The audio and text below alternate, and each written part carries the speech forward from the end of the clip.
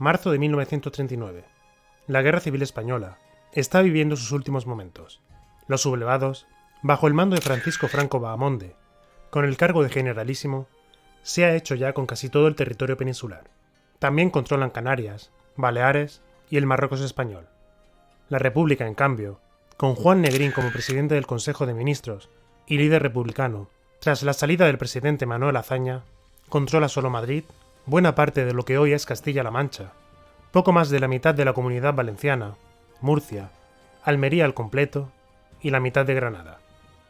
El bando republicano se encuentra rodeado, exhausto y sin demasiadas fuerzas para aguantar otro año más de guerra, a pesar de los deseos de Negrín de mantener la resistencia contra los sublevados, para ver si con suerte el conflicto en Europa, que ya se está viendo como evidente, estalla y los aliados entran en España para restaurar la República.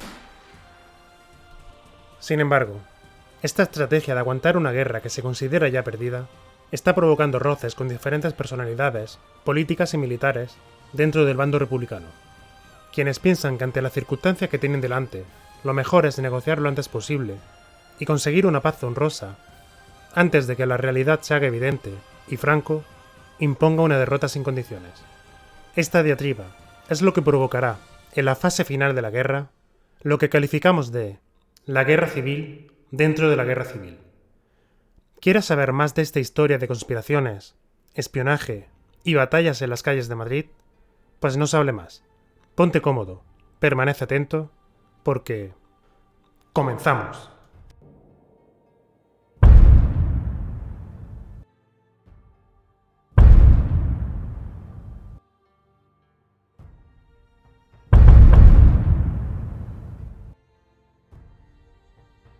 Como siempre, antes necesitamos un poco de contexto.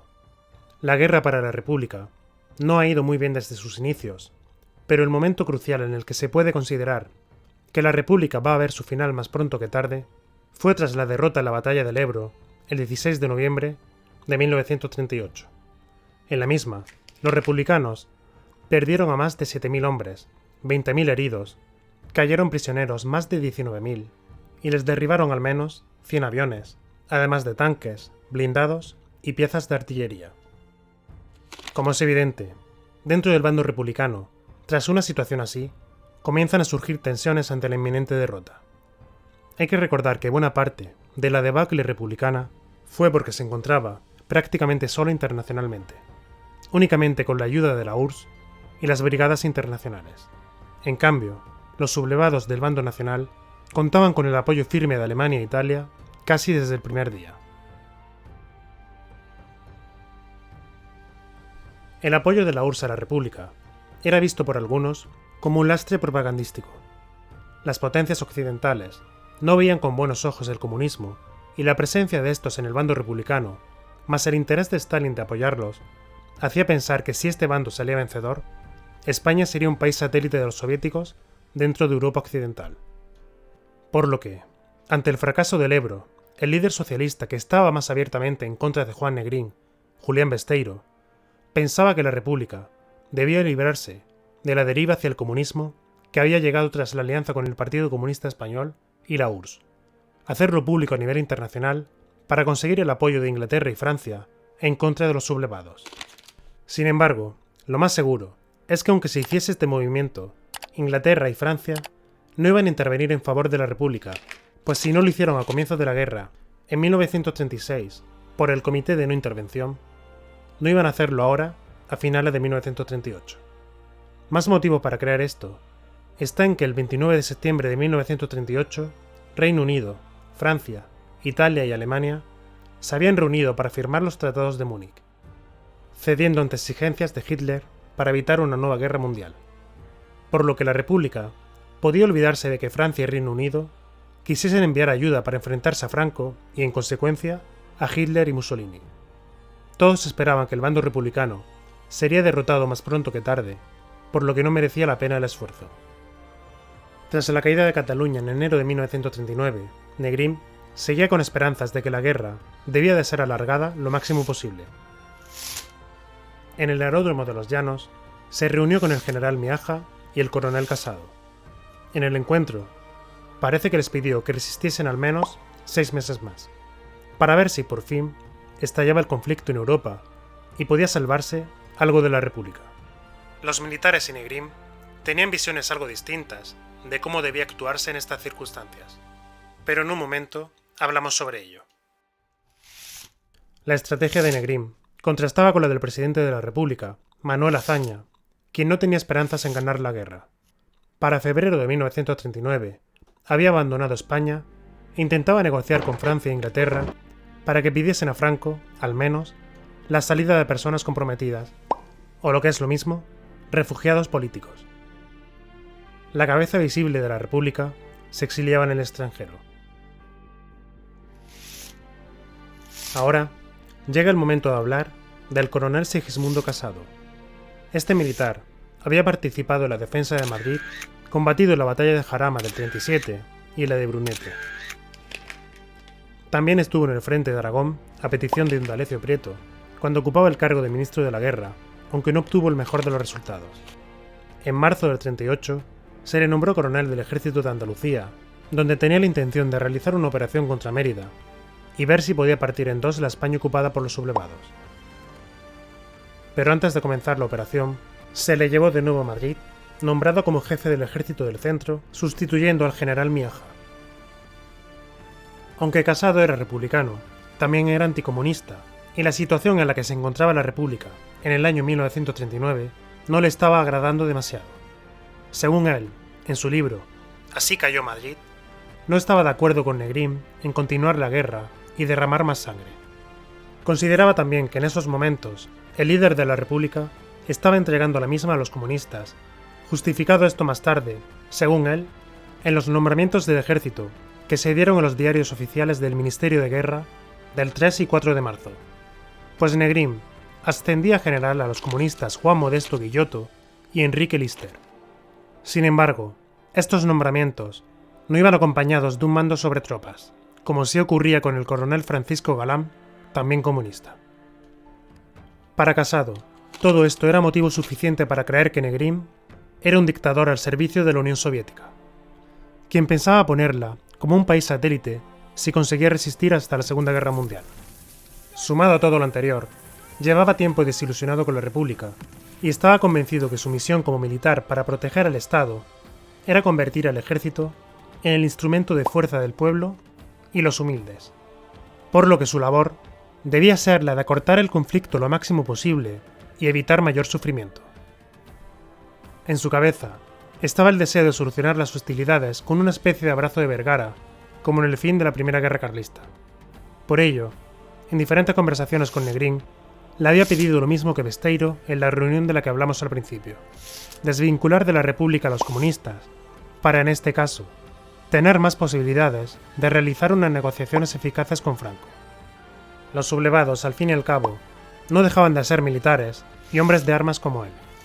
Todo se podía hablar, y no había motivos para pensar que Franco no iba a negociar una paz medianamente honrosa con otro soldado, que sí, era republicano, pero abiertamente anticomunista. Por lo que, tras las diferencias de opiniones con Negrín, Casado se reúne con Julián Besteiro y comienza una conspiración antinegrista. Este cisma que se producía en el corazón de la República tampoco había pasado desapercibido para el bando franquista. La quinta columna, leal a los sublevados que operaba en Madrid, estaba muy cerca de Casado.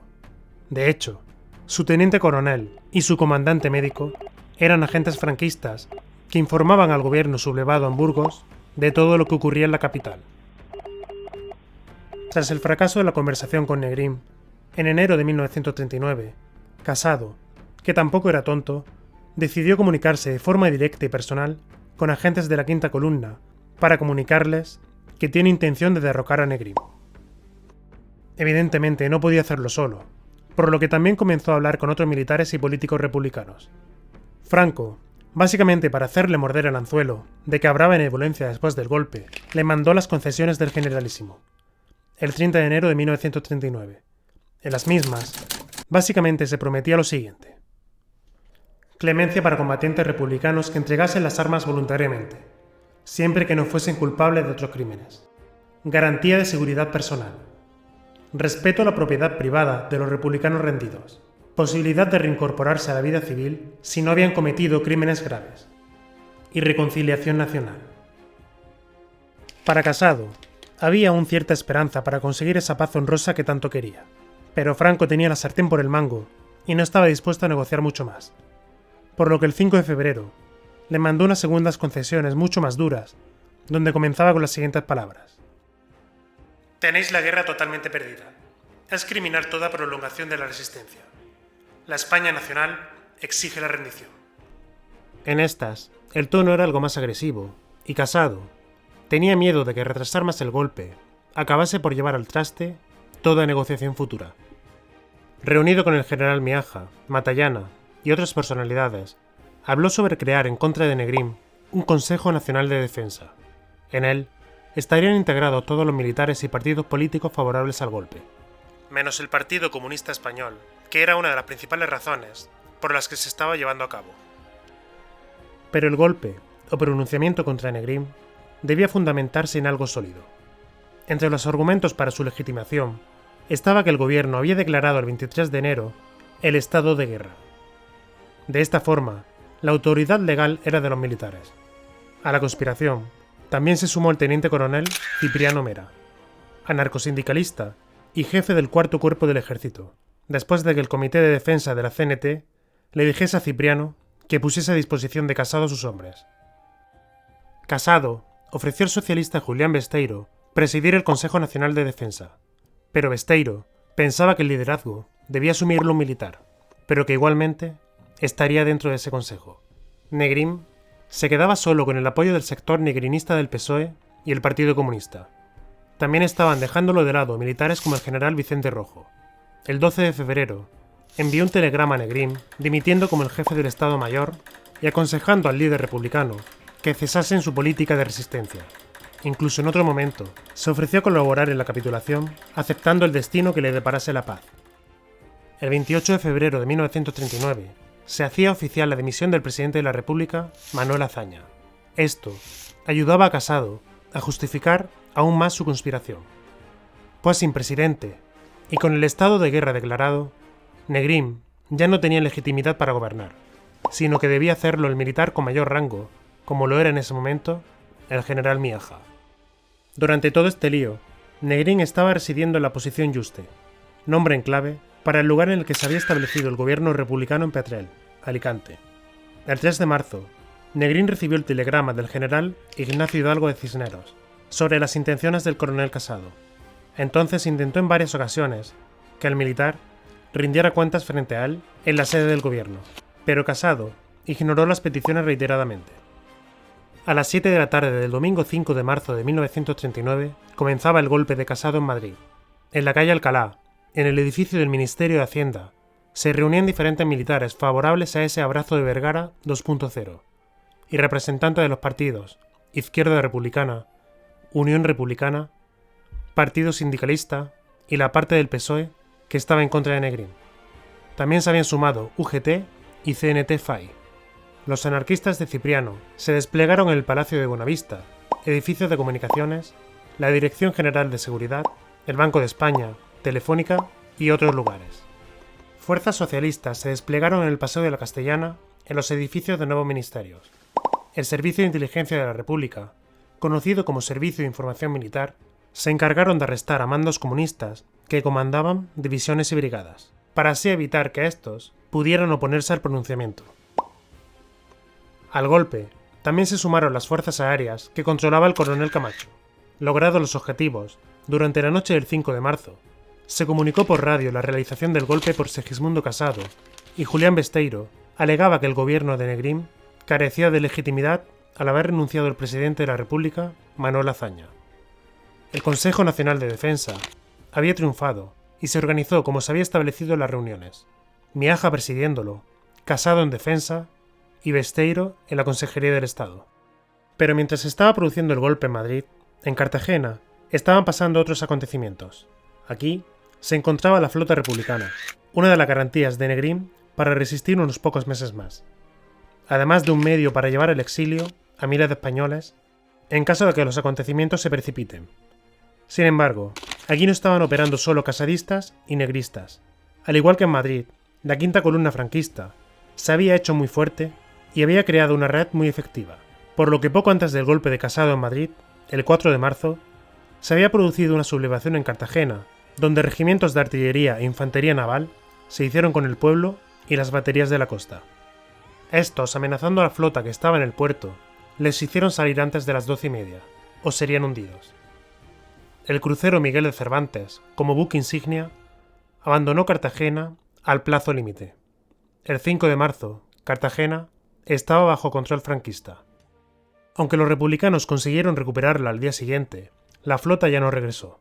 El 7 de marzo llegaron a Túnez en Bizerta, y los franceses les comunicaron que la flota sería entregada a Franco. Negrín solo recibía malas noticias. Había perdido Madrid, recuperado Cartagena, pero en el proceso se había quedado sin flota, por lo que tener Cartagena sin barcos era prácticamente un desperdicio. Sin poder hacer mucho más, llamó a Casado para decirle lo siguiente: «Queda usted destituido». La respuesta de Casado fue: «Mire usted, Negrín, eso ya no importa. Ustedes ya no son gobierno, ni tienen fuerza ni prestigio para sostenerse, y menos para detenernos. La suerte está echada y ya no retrocedo». Parece que Casado había leído mucho sobre Julio César y le faltó decirle en latín «alea y acta est» antes de colgar el teléfono. A Negrín hay que reconocerle que intentó evitar en todo momento que se produjesen combates entre fuerzas republicanas a pesar de ser contrario al golpe, al comprobar que la mayoría de sus combatientes se habían puesto del lado de Casado, salvo buena parte de los comunistas. Negrín, junto con sus ministros leales, decidieron que ya estaba todo hecho, y lo mejor que podían hacer era partir de España. Como ahora el poder republicano recaía en el Consejo Nacional de Defensa, antes de salir del país, envió una carta a Casado. En aras de los intereses sagrados de España, debemos todos deponer las armas. Y si queremos estrechar las manos de nuestros adversarios, estamos obligados a evitar toda sangrienta contienda entre quienes hemos sido hermanos de armas. En su virtud, el Gobierno se dirige a la Junta constituida en Madrid y le propone, designe, una o más personas que puedan amistosa y patrióticamente zanjar las diferencias. Le interesa al Gobierno porque le interesa a España. Que en cualquier caso, toda eventual transferencia de poderes se haga de una manera normal y constitucional. Solamente de esta manera se podrá mantener enaltecida y prestigiada la causa del por qué hemos luchado, y sólo así, en el orden internacional, conservar las ventajas que nuestras escasas relaciones aún nos preservan. Seguros de que al invocar el sentimiento de españoles, de esa Junta prestará oído y atención a nuestra demanda. Les saluda Negrín. Tras esto, lo que quedaba del derrocado gobierno republicano se subió en 3 aviones dirección a Toulouse. Sin embargo, la buena fe que mantuvo Negrín al verse sin apoyos no fue compartida por algunas fuerzas comunistas cercanas a Madrid. Entre estos se encontraba Guillermo Ascanio, de la 8ª División. Se había decidido a llevar a cabo el contragolpe yendo a través del Hospital del Rey y a partir de ahí atacar nuevos ministerios, y tras esto ir hacia el Paseo de la Castellana. El martes 6 de marzo, durante el amanecer, comenzó el ataque de Ascanio a las zonas mencionadas. Consiguieron ocupar bastantes edificios. Sobre las 12 ya ocupaban Chamartín, y desde aquí llegaron a una ciudad lineal. Ahora el avance comunista ponía en un aprieto al coronel Emilio Bueno Núñez de Prado. Aunque era del partido, había decidido que debía obediencia a Casado y no había formado parte del contragolpe. Pero su subordinado Guillermo Ascanio había realizado progresos que no podía ignorar, por lo que el segundo cuerpo del ejército se ponía a disposición de los contragolpistas. Una vez alcanzaron la sede del Estado Mayor del Ejército del Centro, en la llamada Posición Jaca, lograron apresar a los soldados y hasta 3 ayudantes de Casado. Los mismos fueron fusilados por las tropas comunistas, que parece que lo hicieron sin consentimiento de los oficiales. Entre el 7 y el 8 de marzo, parecía que el contragolpe estaba triunfando. Los comunistas se estaban haciendo con Madrid. Pero sin embargo, no lograban encontrar a Casado, que estaba en los sótanos del Ministerio de Hacienda en la calle de Alcalá. A estas alturas, se sumaba a los comunistas el primer cuerpo del ejército, al igual que la 42ª Brigada Mixta, que se desplazó desde la Casa de Campo, donde se encontraba su posición en el frente, hacia el Palacio Real y el Teatro Real, sitios que la brigada ocupó sin muchas dificultades durante las primeras horas del día en el 8 de marzo. En la tarde de ese mismo día, la 8ª División de Ascanio y la Brigada Mixta ya se dirigían a la posición en la que se encontraba Casado. El coronel estaba prácticamente rodeado, y Madrid más cerca de ser comunista que casadista, por ponerle algún adjetivo. Pero todo comienza a cambiar por diferentes motivos. Los comunistas en Madrid recibieron noticias de que solo ellos estaban luchando contra Casado. Tampoco les ayudó a enterarse que el gobierno de Negrín había salido de España. ¿Qué?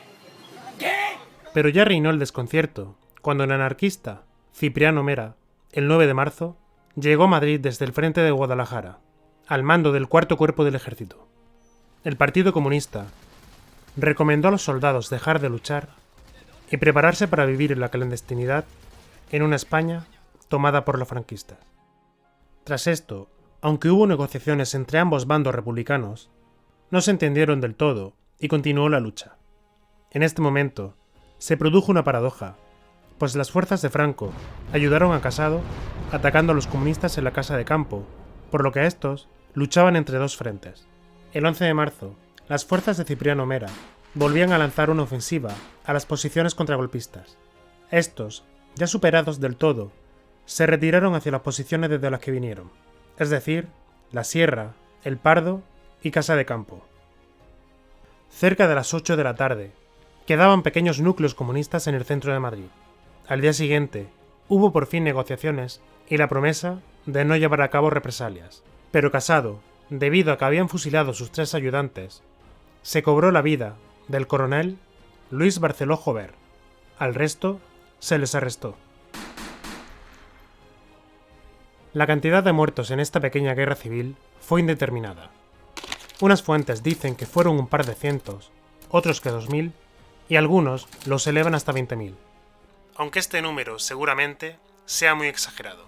Yo creo que la cifra real estará entre las 200 y 1000 víctimas. Controlada la insurrección, llegaba el momento de negociar con Franco y conseguir ese ansiado abrazo de Vergara por parte de Casado. El 12 de marzo, recuperado el control de Madrid, Casado, mediante la quinta columna, mandó un mensaje al gobierno franquista en Burgos.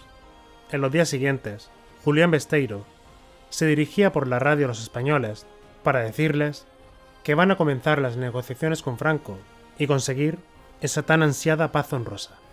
El propio Besteiro tenía confianza que tras la derrota, a lo mejor, la represión no iba a ser brutal, que incluso podrían mantener sindicatos como UGT, pero que estos debían adaptarse al modelo inglés de la Trade Union.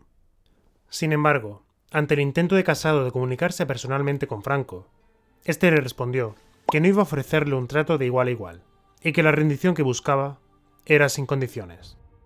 Esta respuesta de Franco se acabó filtrando hacia sus compañeros que habían participado en el golpe, sobre todo entre los anarquistas. Los mismos ya no estaban convencidos de que Casado pudiese llegar a esa prometida paz honrosa, de modo que comenzaban de nuevo los deseos de continuar la guerra hasta ganarse la paz que buscaban.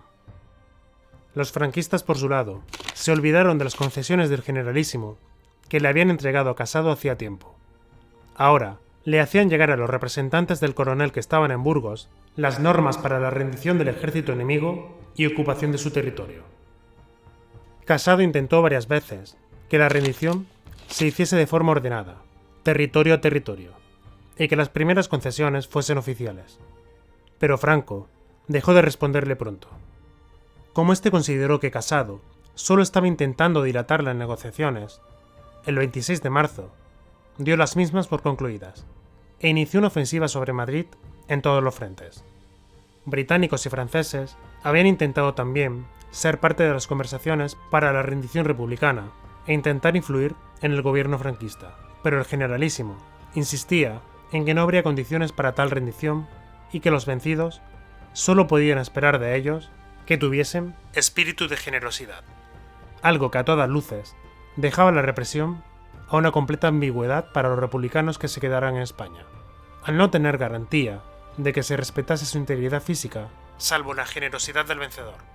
que según se levantase un día, sería magnánimo y otro aplicaría castigos. Para el 1 de abril, la Segunda República Española había caído. Franco comunicaba lo siguiente: en el día de hoy, cautivo y desarmado el Ejército Rojo, han alcanzado las tropas nacionales sus últimos objetivos militares. La guerra ha terminado. Una guerra fratricida que se había llevado por delante al menos 500.000 de personas. La estimación de las bajas ocasionadas por los combates, las penurias vividas por el propio conflicto para la población y la represión en la retaguardia en ambos bandos se sitúa entre las 380.000 y 700.000 personas. El coronel Casado, como tantos otros republicanos, acabó partiendo el exilio.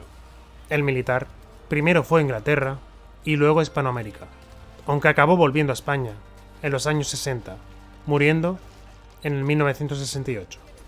Hasta aquí sería el vídeo de hoy.